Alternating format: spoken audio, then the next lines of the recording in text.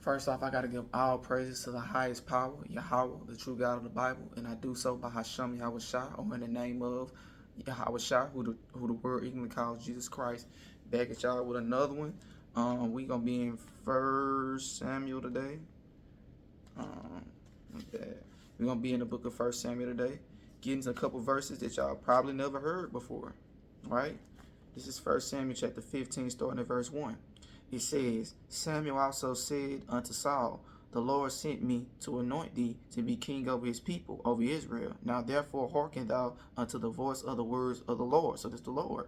Thus said the Lord of hosts, I remember that which Amalek did to Israel, how he laid wait for him in the way when he came up from Egypt. Now go and smite Amalek, now listen to this, and utterly destroy all that they have, and spare them not, but slay both man and woman, infant and suckling, ox and sheep, camel and ass. So the Most High God commanded him to slay everything, from the suckling, the kids still on their mama breast, basically, man, woman, animal, everything. That's the God of the Bible. That's the God that you serve, if you didn't know that or not.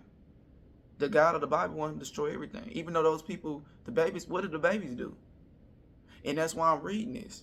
Because you need to know these things. This is the true God of the Bible. We can't make up our God. You can try to make up your God. But how about you just serve the God of the Bible and stop trying to make up the God of the Bible? The God of the Bible is for Israel. Always been for Israel. But this is actually a law and it's a rule. So I'm actually get a precept, a law that actually goes with this. So in the book of Deuteronomy chapter 27, this is actually a commandment that actually had to take place whenever we settled in Israel. Whenever we settled in Israel and had peace.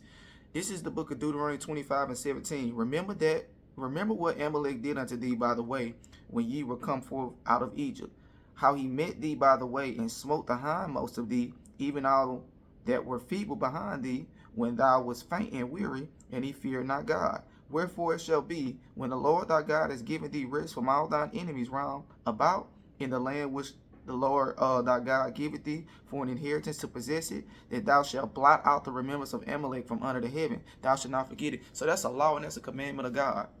And his commandments stand forever. Christ said he didn't come to do away with his commandments. So Christ didn't come to do away with that. So with that being said, this is the God that we serve in the Bible. So you need to get on track with this particular God. So-called blacks, Latinos, and Native Americans, this is your God, and this God loves you. And that's why this God wanted to destroy those people that did harm to you. The same way he wants to destroy a lot of these nations today that are doing harm to you. With that, I'm going to say shalom.